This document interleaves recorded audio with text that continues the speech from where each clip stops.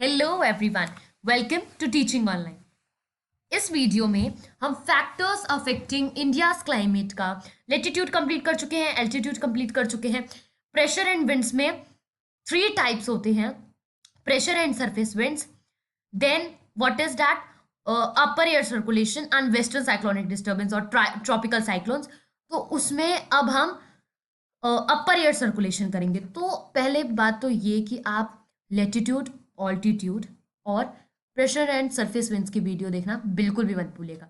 All topics are interrelated with each other. तो start करते हैं। Upper air circulation. The upper air circulation of the Indian subcontinent is dominated by a westerly flow which is governed by jet streams. This is our globe. Okay. जो हमारा अपर air circulation होता है, इसमें साफ साफ word से पता लग रहा है सर्कुलेशन हो रही है तो कहाँ पे? एयर पे हो रही है, नॉट इन लैंड पे नहीं हो रही। तो जो अपर एयर सर्कुलेशन हो रही है हमारे इंडियन सब कॉन्टिनेंट पे, वो किसकी वजह से हो रही है? Westerly flow. वेस्टर्ली फ्लो मतलब वेस्ट से विंड्स आ रही हैं। कौन लेके आ रहा है? Which is governed bye jet streams. Jet streams क्या होती हैं, क्यों लेके आती हैं, कैसे, वो अभी हम पढ़ेंगे। The upper air circulation of the Indian, तो इसमें डेफिनेशन आपको लर्न हो गई है कि the upper air circulation in the Indian सब continent is dominated by the westerly flow which is governed by jet stream. अब देखो, due to their location over the 27 degree 30 times north latitude, these jets are known as the subtropical westerly jet stream. अब क्या होता है कि ये jet streams कौन से लेटीट्यूड पे चलती है? बेसिकली यहाँ पे 27 डिग्री 30 आता है, तो यहाँ पे ये विंड्स, ये जेट स्ट्रीम्स चलती हैं। हम विंड्स नहीं बोलेंगे, वेस्ट से आ रही हैं, वेस्टर्ली फ्लो कर रही हैं, इंडियन सब कॉन्टिनेंट पे आ रही हैं, तो इसलिए हमने इनको जेट स्ट्रीम कहा। अब ये जो है हमारे 27 डिग्री 30 टाइम्स नॉर्थ लैटिट्यूड के ऊपर, इनकी लोकेशन यहाँ यहीं के आसपास में, ठीक है। दीज जेट स्ट्रीम, तो इसीलिए इनका नाम रख दिया सब ट्रॉपिकल वेस्टर्ली जेट स्ट्रीम। अब सब ट्रॉपिकल वेस्टर्ली, वेस्टर्ली से आपको पता चल गया वेस्ट, वेस्ट से आ रही है। सब ट्रॉपिकल का मतलब होता है, सब ट्रॉपिकल का मतलब होता है नॉर्थ रीजन, नॉर्थ रीजन के ऊपर, नीचे में तो है नहीं। तो जो ऊपर वाली है ये सब ट्रॉपिकल रीजन, उसको हमने क्या कह दिया है? वेस्टर्न सब tropical westerly jet stream. They blow south of the Himalayas through out the year accept in summer. Summer में छोड़ के, समर को छोड़ के ये पूरे साल जो है हिमालयाज के ऊपर ब्लो करती है। हमारे इंडिया की बात कर रहे हैं हम, तो इसलिए मैं ऊपर वाला कंसीडर कर रही हूँ, और वो भी अपने इंडिया का, कि हिमालयाज में ये ब्लो करती है। They blow south of the Himalayas. तो अभी हमने देखा था कि विंटर में, समर में, यस, ये जो है विंटर में चलेंगी, एक्सेप्ट समर बोल रखा है, तो इसका मतलब विंटर में चलेंगी। विंटर में ये कोल्ड विंड्स लेके आती हैं। हमने पढ़ा था कि प्रेशर एंड सरफेस विंड्स के अंदर ये रहा हमारा अर्थ, जो ये high pressure to low pressure जो एरिया जाता है, जो विंड्स जाती हैं वो कोल्ड विंड्स होती हैं, बहुत कम मॉइस्चर अपने अंदर लेती हैं। विंटर में हमने यही पढ़ा था, और अभी हम ये भी देख रहे हैं कि विंटर में ये हिमालयाज के ऊपर ब्लो करती हैं। तो इसका मतलब क्या हुआ कि ये क्या है? कोल्ड विंड्स, इसका रिलेटेड है। Okay, you can see they blow south of the Himalayas through out the year accept in summer. और समर में ये वेस्टर्ली जेट स्ट्रीम फ्लो नहीं करती हैं, जिसकी वजह से जो यहाँ से जो high pressure to low pressure winds move करती हैं, जो यहाँ से मूव करती हैं, उसकी वजह से हमारे कंट्री में मेन लैंड पे मूव करती है, हमारे इंडिया के, वहाँ पे बहुत ज़्यादा ब्यूटीफुल जो है रेन होती है ना। अब देखते हैं जेट स्ट्रीम होती क्या है, बहुत अच्छे से हम इसको देखेंगे। जेट स्ट्रीम क्या होती है? एक नैरो बेल्ट होती है। Jet streams are the narrow belt of high altitude above 12,000। High altitude, high altitude, altitude हमने क्या पढ़ा था? एक मेजर ऑफ डिस्टेंस, मतलब बहुत नैरो बेल्ट होती है। Above 12,000 metre westerly winds in the troposphere.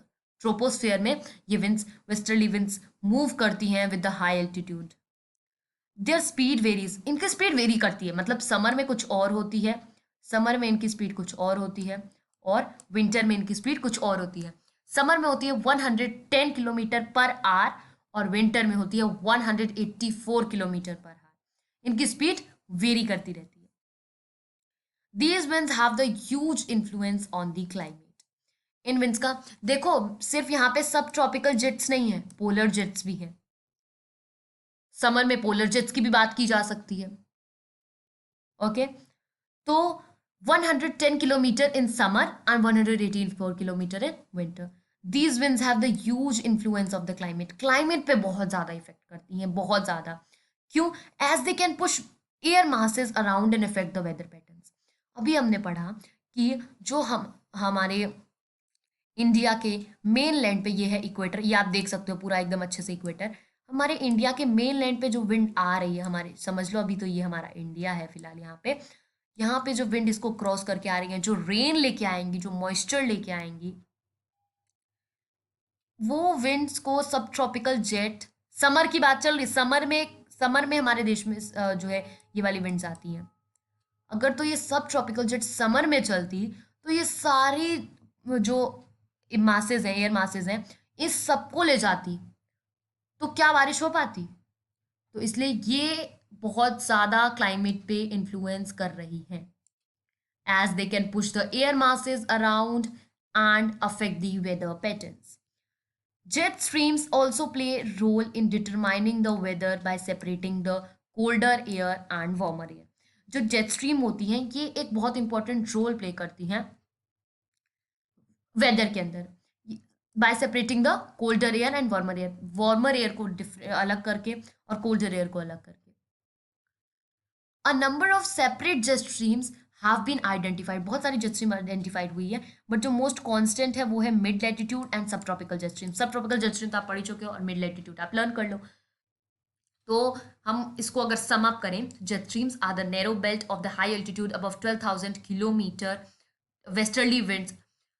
Their speeds vary from 110 km per hour in summer and 184 km per hour in winter.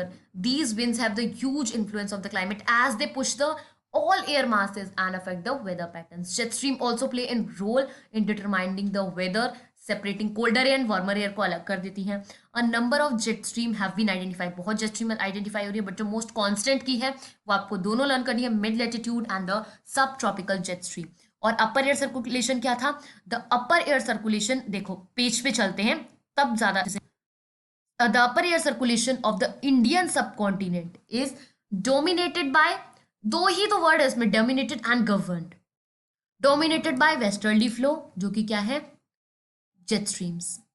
The upper circulation in the Indian subcontinent is dominated by the westerly flow, which is governed by the jet stream. और इनकी location 27 degree 30 times north latitude है, इसलिए these streams are known as a subtropical westerly jet stream. They blow from south of the Himalayas throughout the year except in summer. Summer को छोड़ के।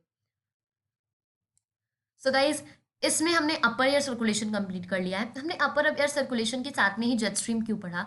इसलिए पढ़ा क्योंकि अपर एयर सर्कुलेशन का कारण ही कौन होता है? जेट स्ट्रीम होती है, वो वेस्टर्ली फ्लो। आप देखोगे वर्ड आएगा, the upper air circulation is in the Indian subcontinent dominated by the westerly flow winds is governed by the jet stream. Okay, so हमने ये दोनों टॉपिक्स पढ़े हैं। अब नेक्स्ट इसके सारे आप बिल्कुल भी वीडियोस देखना बिल्कुल मत भूलेगा, पीछे के और आगे के।